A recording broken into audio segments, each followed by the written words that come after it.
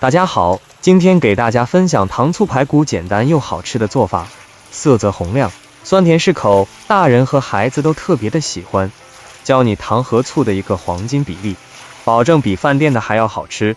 接下来我就把详细的做法分享给大家。这是今天花了30块钱买了2斤肋排，做糖醋排骨最好是买这种肋排，肉质比较鲜嫩。然后把排骨剁成5厘米左右的长段。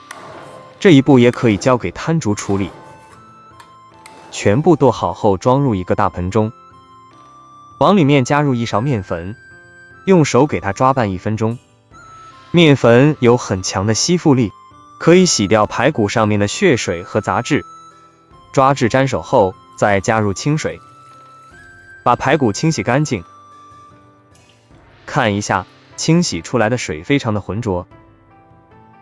然后用流动的清水把排骨清洗干净，多清洗几遍，洗至水清澈。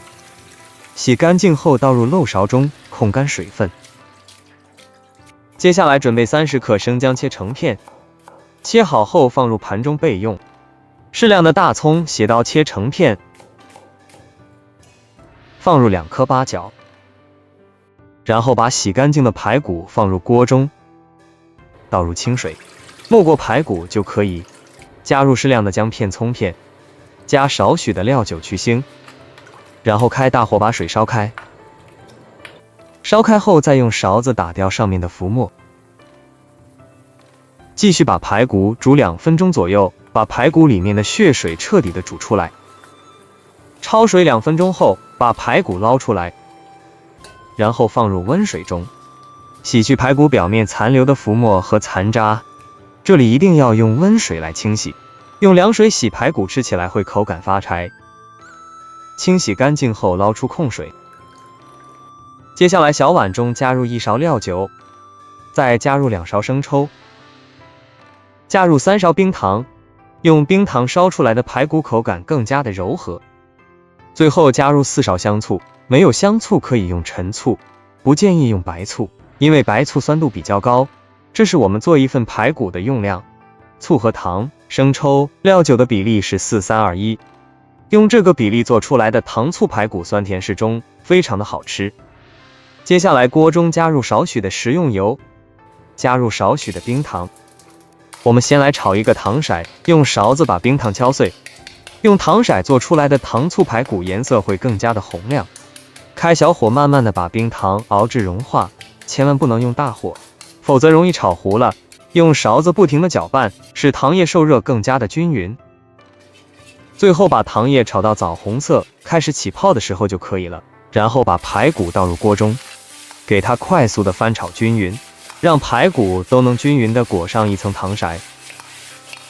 再把葱姜和八角放进来，继续翻炒均匀，炒出香味。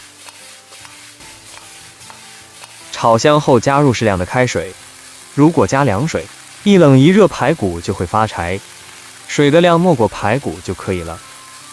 再把调好的糖醋汁倒入锅中，搅拌均匀，然后盖上盖子，转小火烧至50分钟左右。